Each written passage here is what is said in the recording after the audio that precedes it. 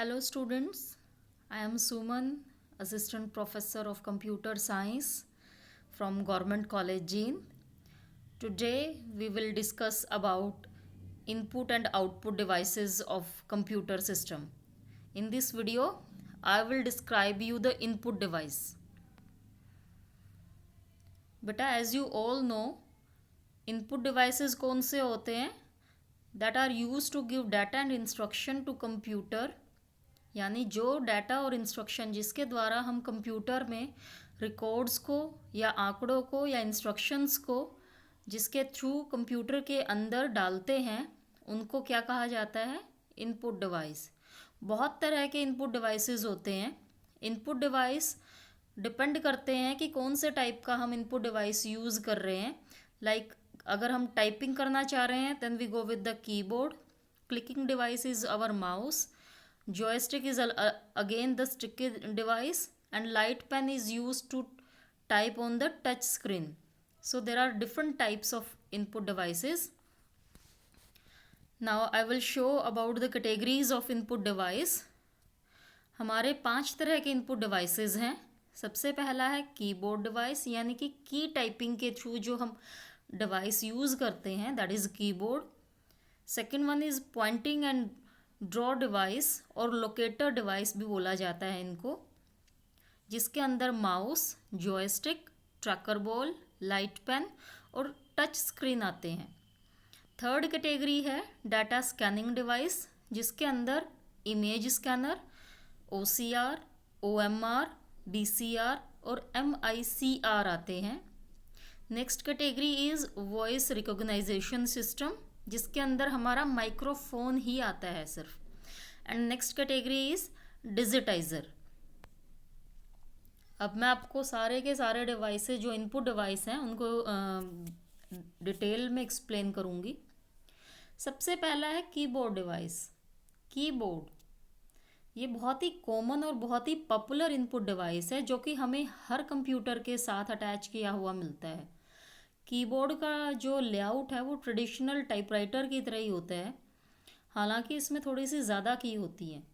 Keyboard का नाम keyboard इसीलिए पड़ा था क्योंकि it is a flat board, एक बड़ा सा बोर्ड है फ्लैट, जिसके ऊपर कीज़ को डाल दिया गया है. That's why it is called the keyboard. जो पहले वाले कीबोर्ड्स थे उनमें 84 to 102 तक कीज़ होती थी, लेकिन आजकल कीज़ 104 से 108 तक भी अवेलेबल हैं. हमारे पास दो तरह के कीबोर्ड हैं, standard keyboard and multimedia keyboard. ये देखिए ज़रा, ये थोड़ा कीबोर्ड का आउटपुट है. इसमें हमारे पास कुछ फंक्शन कीज़ होती हैं F1 से लेके F12 तक, आपने देखी भी होंगी. नम कीज़ होती है, नुमेरिक की, that means alpha numeric keys भी होती हैं A to Z तक. कर्सर कीज़ भी होती हैं up down left and right. इसके अलावा स्पेशल पर्पज़ कीज़ भी रहेंगी हमारी, जैसे कंट्रोल है, ऑल्ट है, इसके अलावा जैसे स्पेस बार है, एंटर की है. तो ये कुछ अलग अलग टाइप्स की कीज़ हैं जिनसे मिलके हमारा एक कीबोर्ड बनता है. Next input device is mouse. Mouse जैसा कि आपको दिखाई दे रहा है, माउस के अलग अलग ये लेआउट्स हैं. माउस हमारा बहुत ही फेमस इनपुट डिवाइस है जो कि मोस्टली कंप्यूटर के साथ कनेक्ट किया जाता है. आपने देखा होगा जिस कंप्यूटर के साथ माउस अटैच नहीं होता, हमें बड़ी प्रॉब्लम होती है क्योंकि हमें हर एक की याद रखनी पड़ती है, कीबोर्ड की शॉर्टकट की याद रखनी पड़ती है अगर हमारे पास माउस नहीं है तो ये बेसिकली एक पॉइंटिंग डिवाइस है जो कि पॉइंट्स और क्लिक पे काम करता है. ये जो डिवाइस है, जैसे ही हम माउस को मूव करते हैं माउस पैड पे, वैसे ही हमारा जो माउस का पॉइंटर है वो स्क्रीन पे मूव करता है, क्योंकि एक लाइट बिम जो कि उसके मोशन को रिफ्लेक्ट करती है माउस के, वो पॉइंटर को के तरफ जाती है, और जिसकी वजह से जो पॉइंटर है वो हमारा स्क्रीन के ऊपर मूव करता है. Mouse is used in window-based program where the computer can run the commands by pointing the object with the help of pointer and clicking the buttons on the mouse. ठीक है, तो mouse window operating system में use होता है. आपने देखा होगा dose operating system यानी कि डिस्क ऑपरेटिंग सिस्टम, क्योंकि उसमें कमांड प्रॉम्प्ट होता है जिसके अंदर हमें माउस की ज़रूरत नहीं होती, ना ही वहाँ पे माउस काम करता है.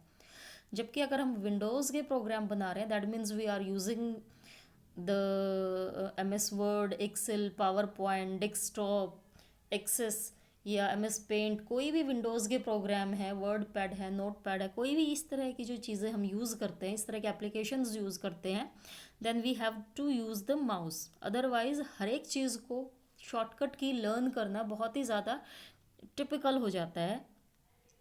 आजकल कॉर्डलेस माउस भी बहुत ज़्यादा ट्रेंड में है। इसके साथ इनको यूज़ करने के लिए एक छोटी सी ब्लूटूथ आती है जो कि हमें मॉनिटर में अटैच करनी पड़ती है या कीबोर्ड में अटैच करनी पड़ती है, और जिसके बाद जो माउस है ब्लूटूथ से कनेक्ट हो जाता है और माउस की जैसे ही मूव करता है साथ के साथ ही हमारा कर्सर स्क्रीन पे मूव करता है।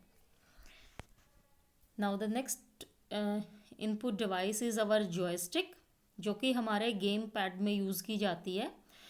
जॉयस्टिक है बहुत ही फेमस इनपुट डिवाइस है जो मोस्टली हम लोग मतलब कोई भी कर्सर को कंट्रोल करने, ऑब्जेक्ट को कंट्रोल करने के लिए हम यूज़ करते हैं। मोस्टली हम लोग इसको वीडियो गेम्स वगैरह में प्रेफर करते हैं। जैसे कि हमारा माउस काम करता है, जैसे हम माउस को मूव करते हैं वैसे ही कर्सर मूव करता है, वैसे ही एक जॉयस्टिक में एक फ्लैट बोर्ड होता है, उस पर एक स्टिक लगी होती है, उस स्टिक को जैसे ही हम मूव करते हैं आगे पीछे, लेफ्ट एंड राइट, तो उसी तरह से वो जो ऑब्जेक्ट हमारा मूव करेगा। जॉयस्टिक एक वर्टिकल स्टिक होती है जिसके बॉटम में एक ट्रैकर बॉल लगी होती है, इसीलिए जिस तरह से जॉयस्टिक मूव करेगी उस बॉल की मदद से, उस बॉल की मोमेंट से हमारा जो प्रिंट कर्सर है स्क्रीन के ऊपर वो मूव करता है। Now then these are the pictures of joystick and game pad, you can see. जैसे कि मैंने अभी बताया था, it is a flat joystick, एक फ्लैट सरफेस होती है और उसके ऊपर एक स्टिक लगी होती है, उस स्टिक को हम मूव करते हैं तो वैसे ही हमारा कर्सर मूव होता है। And next one is the game pad. अब सभी ने इसको वीडियो गेम में खूब यूज़ किया होगा। उसके बाद आता है लाइट पेन। लाइट पेन एक पॉइंट एंड ड्रॉ डिवाइस है जो कि इलेक्ट्रिक पेन भी जिसको कई बार बोला जाता है। It is used to select the screen position by detecting the light coming from the points on the CRT screen.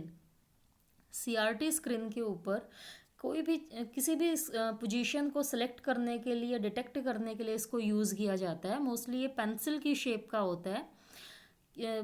कई बार लाइट पेन के बॉटम में एक बटन दिया होता है, जैसे हम उसको प्रेस करते हैं और उसके बाद पेन को हम नॉर्मल पेन की तरह स्क्रीन पे जब लिखने की कोशिश करते हैं तो ऑब्जेक्ट उभर के आते हैं। स्क्रीन के ऊपर जो पिक्सेल्स हैं वो एक ही दम श्रिंक हो जाते हैं जहाँ जहाँ ये पेन रिफ्लेक्ट करता है, और उसी की वजह से वो ऑब्जेक्ट जो भी शेप हम ड्रॉ करते हैं वैसे ही शेप उभर कर आती है।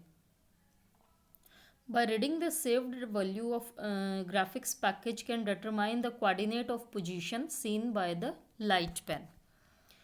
अब इसके एडवांटेजेस क्या क्या हैं लाइट पेन के? It can provide the easy environment pointing to the CRT screen. बहुत ही ईजिली CRT स्क्रीन को हम यूज़ कर सकते हैं, इसको बहुत ही आसानी से इससे ऑब्जेक्ट को स्क्रीन के ऊपर ड्रॉ किया जा सकता है। उसके बाद आता है आपका टच पैनल। टच पैनल जैसे आपने स्मार्टफोन आप यूज़ कर रहे हैं, उनकी स्क्रीन भी आपके टच पैनल को ही रिफ्लेक्ट करती है।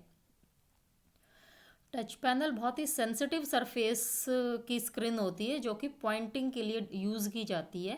ये बहुत ही फेमस इनपुट डिवाइस है आज के टाइम में। It is the human computer interface device. The panel can be touched by the finger और any other object like stylus.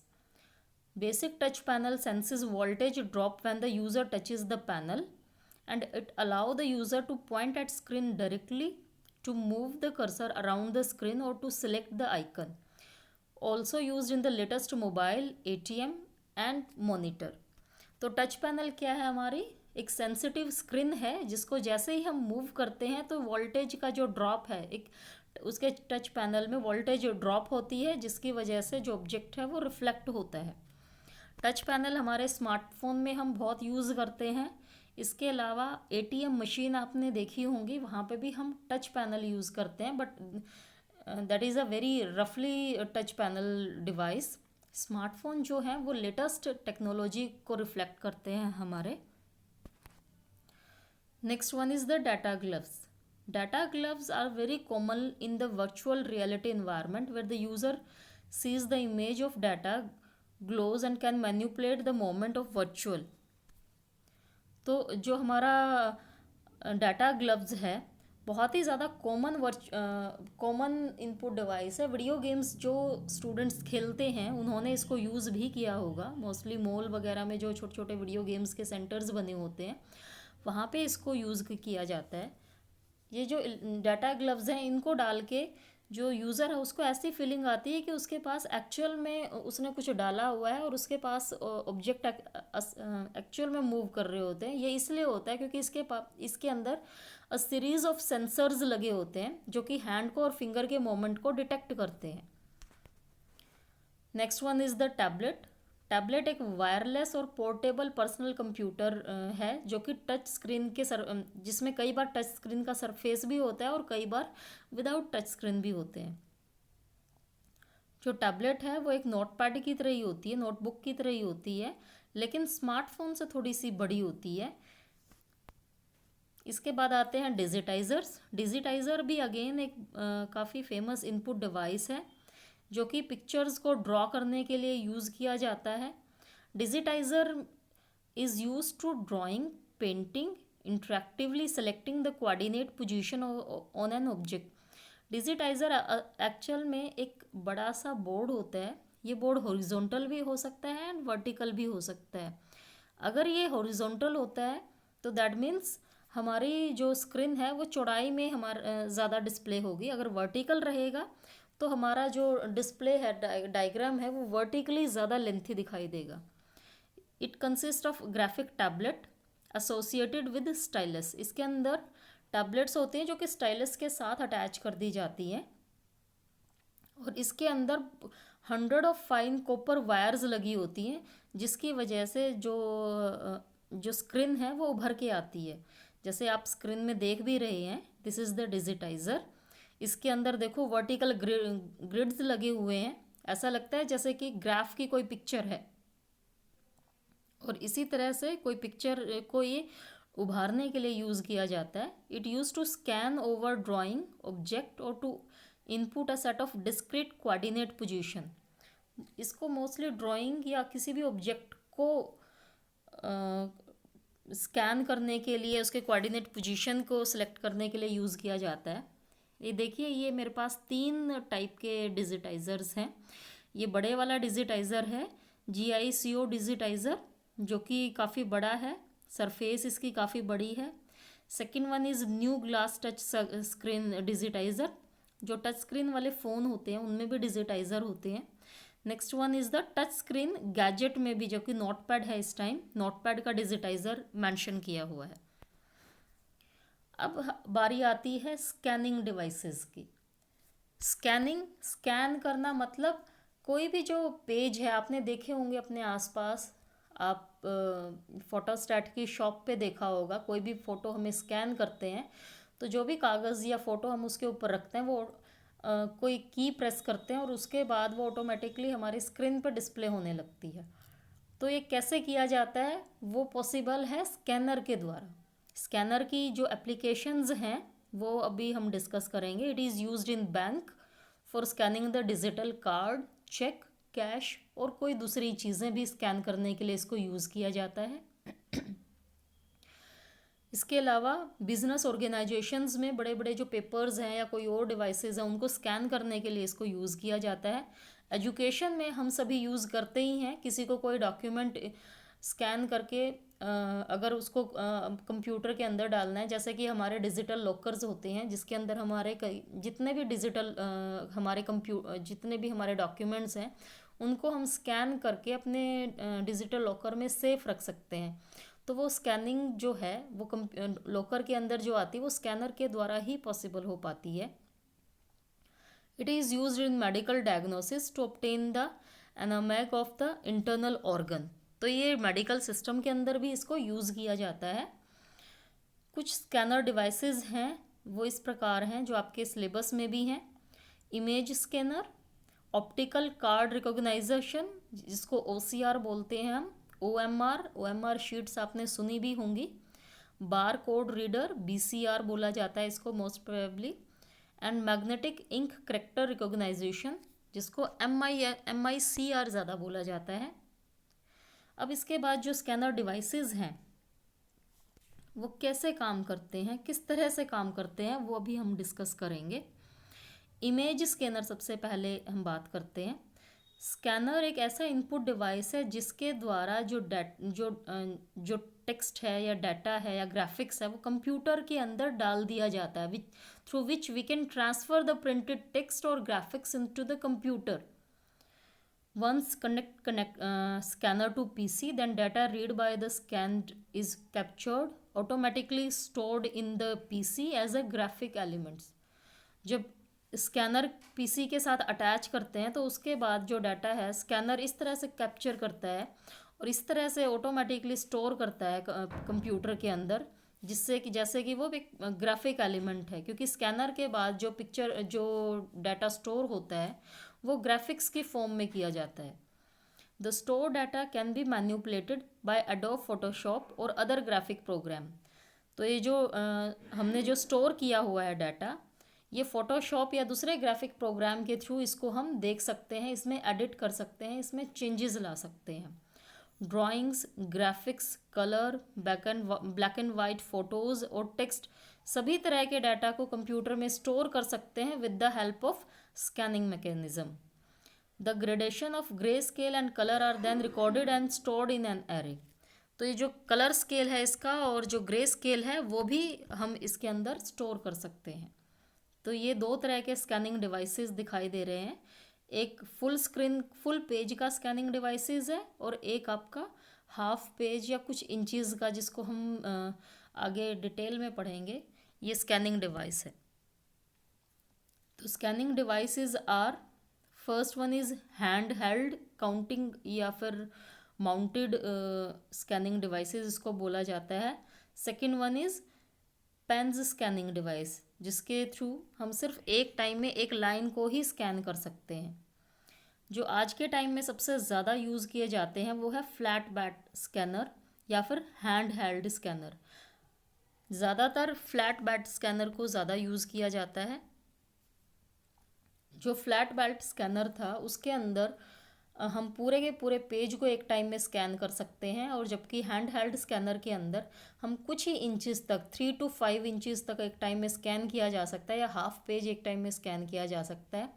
पूरे पेज को स्कैन करने के लिए तो पहले हम स्टार्टिंग में स्कैन करेंगे, देन कंटिन्यू का बटन प्रेस करते हुए नेक्स्ट की जो पिक है उसको क्लिक करेंगे, तो बाद में दोनों को मर्ज कर दिया जाता है। इस तरह से पूरे के पूरे पेज को स्कैन आसानी से किया जा सकता है।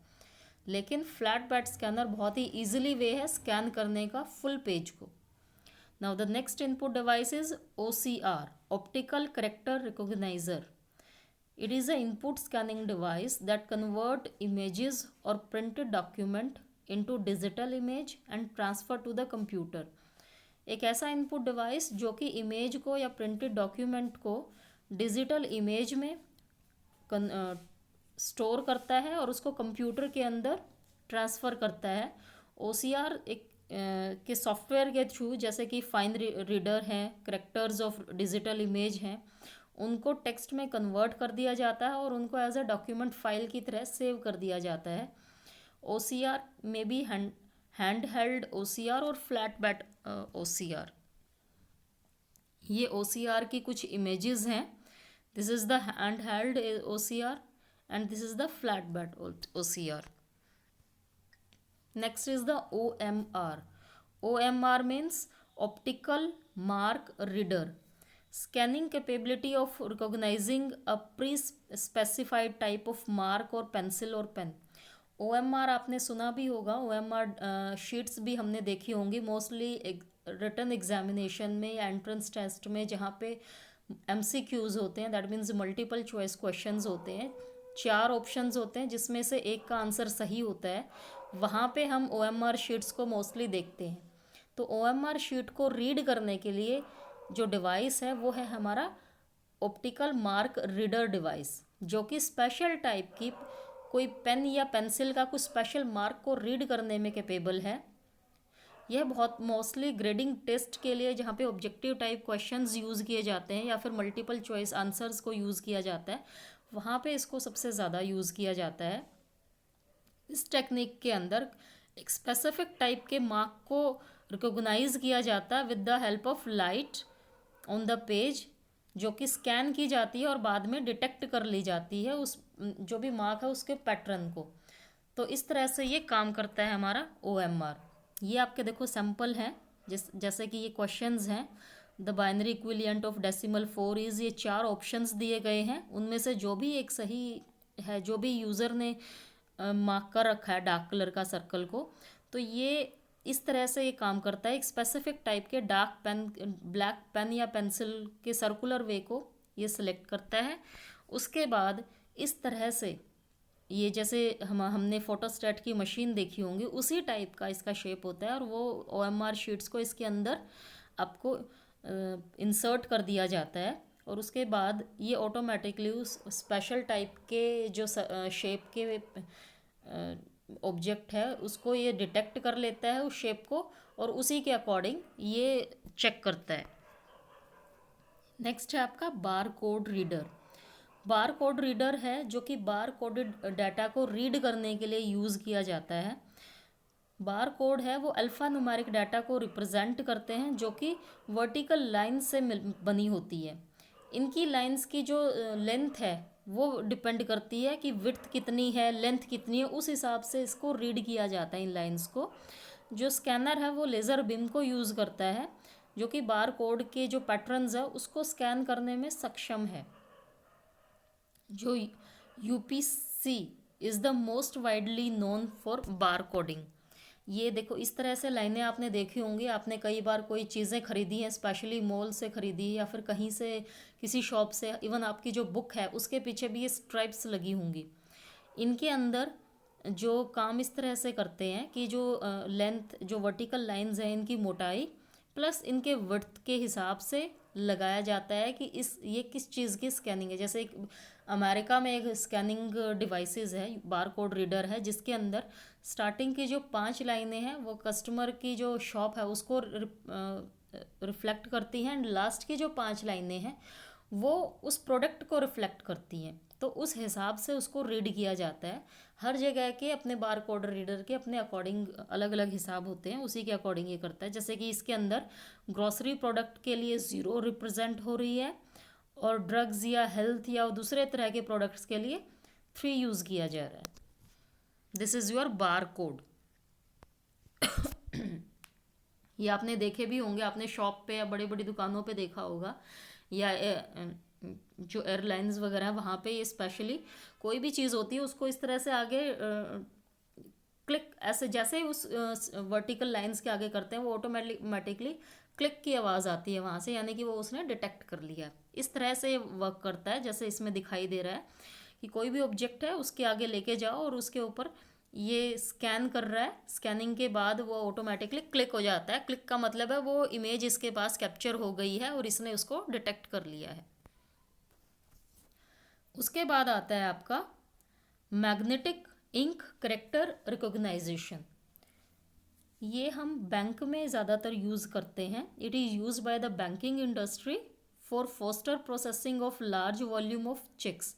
क्योंकि आपको पता ही है बैंक के अंदर डेली के हज़ारों की मात्रा में चेक आते हैं और उन चेक में से कितने फेक चेक हैं, कितने रियल चेक हैं, इस चीज़ को फाइंड आउट करना किसी भी एक पर्टिकुलर, क्योंकि बैंक में लिमिटेड स्टाफ होता है, इतने सारे चेक्स को एक ही बंदा या 2 या 3 बंदे डिटेक्ट करना इज़ वेरी टेडियस टास्क। इसके लिए MICR is the best product which is used for banking industry for faster processing of large volume of the checks. Banks identification code इस पे लगा होता है, अकाउंट नंबर, चेक नंबर पहले से ही print किया जाता है जो कि अनकोडेड फॉर्म में होता है, जो कि स्पेशल टाइप के करैक्टर सेट से लिखा हुआ होता है। आपने देखे होंगे चेक आजकल, उसमें एक साइड बैंक की डिटेल लिखी होती है, उस बैंक का नाम, जिसका चेक, जो चेक लिख रहा है उसकी डिटेल डाली जाएगी, उसका नाम क्या है, अकाउंट नंबर क्या है, साथ ही बॉटम में कुछ स्पेशल करेक्टर्स लगे होते हैं और जो ये हमारा MICR है उन्हीं दोनों को मैच करता है। MICR एक special ink is use that contain magnetised particles of iron oxide. जो चेक है उसके अंदर जो लिखा होता है स्पेशल टाइप की आयरन ऑक्साइड की इंक से लिखा होता है वो। MICR जो मैंने अभी बताया वो स्पेशल कोडेड डाटा को जो चेक के ऊपर लिखा होता है उसको रीड करता है, उनको सॉर्ट करता है और उसके अकॉर्डिंग ही डिफरेंट जो भी दूसरे बैंक से आए हैं उसके अकॉर्डिंग ही उनको प्रोसेस करता है। जब देखिए इस तरह से आपने देखा होगा बैंक के चेक्स के बॉटम साइड में इस तरह से कुछ डॉक्यूमेंट कुछ टेक्स्ट लिखे होते हैं। ये मोस्टली 0 से 9 तक लिखे होते हैं और कुछ स्पेशल करेक्टर भी लिखे होते हैं।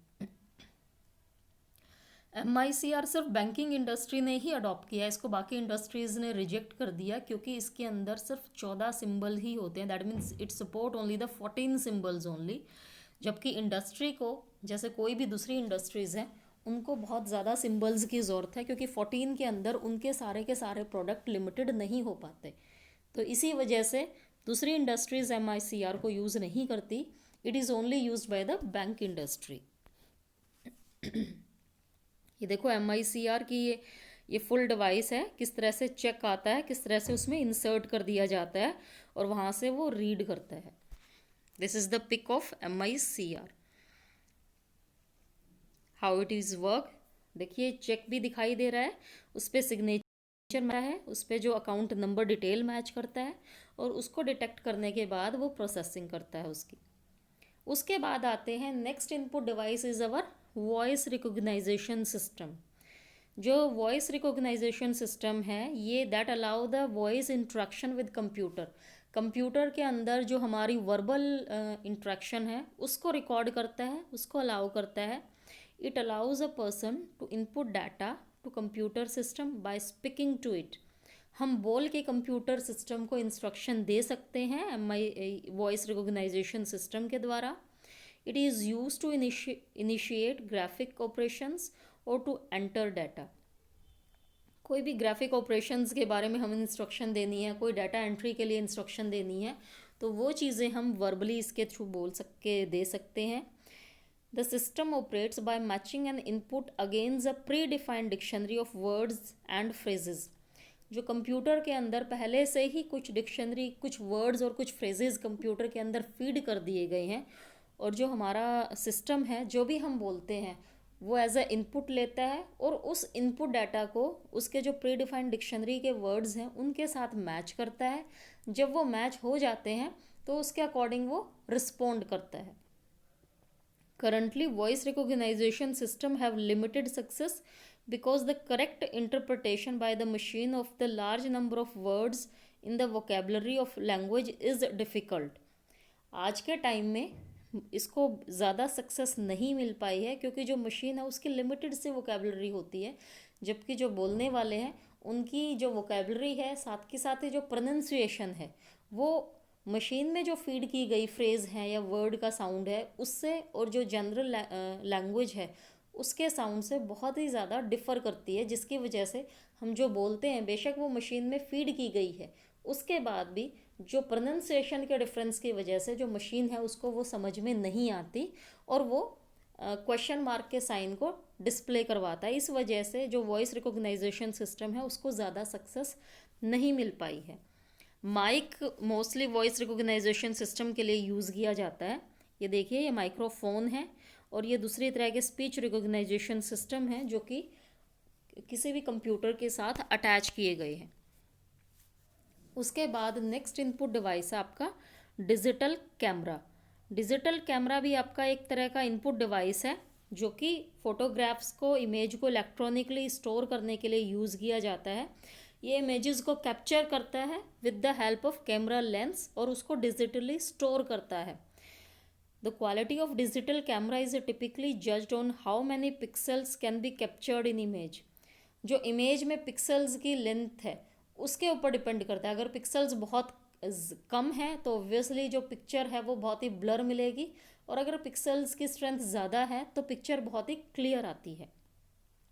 After image has been capture it is downloaded by the cable to the computer using the software supplied with the camera Once the image is stored in the computer can be manipulated and processed according to the user's requirement. तो जो image capture की जाती है वो directly ही computer में किसी भी data cable के थ्रू स्टोर की जा सकती है और उसके बाद यूज़र के रिक्वायरमेंट के हिसाब से उसको हम मैन्युपुलेट भी कर सकते हैं. वेब कैम इसी सीरीज़ का है. ये भी वीडियो कैमरे की तरह ही होता है, जैसे कि हमारे घरों में वीडियो कैमरे लगे होते हैं. It is allowed user to see the people at the same time they communicate to internet. It can also use to create a movie. Take digital photograph के लिए भी इसको यूज़ किया जा सकता है. इसको पीसी कैमरा मोस्टली बोला जाता है. ये बैंकों में, डिपार्टमेंट स्टोर्स में और अलग अलग ऑर्गेनाइजेशन में सिक्योरिटी पर्पज़ के लिए यूज़ किया जाता है. और आजकल तो इनको घरों में या कॉलेजेस में, ऑफिसेज में भी सिक्योरिटी पर्पज़ के लिए यूज़ करते हैं. आपने अपने कॉलेज में भी देखा होगा, कई ऑफिसेज में, डिपार्टमेंट्स में भी देखा होगा वेब कैम्स को लगे हुए. This are use for the security purpose only. ये कुछ इमेजेस हैं डिजिटल वेब कैम के. अलग अलग शेप्स में वेब कैम्स आते हैं.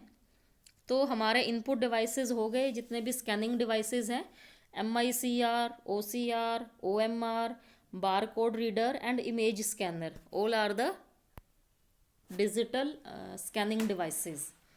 अब आपके लिए असाइनमेंट है. इसमें कुछ क्वेश्चंस हैं जो कि आपको प्रिपेयर करने हैं अपने होम टास्क के लिए. सबसे पहला क्वेश्चन है, what is a PC. PC आपने सुना होगा, हम बहुत बार बोलते हैं. पीसी किस चीज़ के लिए स्टैंड करता है, होता क्या है PC, and what is necessity in our life. इसकी क्या ज़रूरत है हमारी लाइफ में.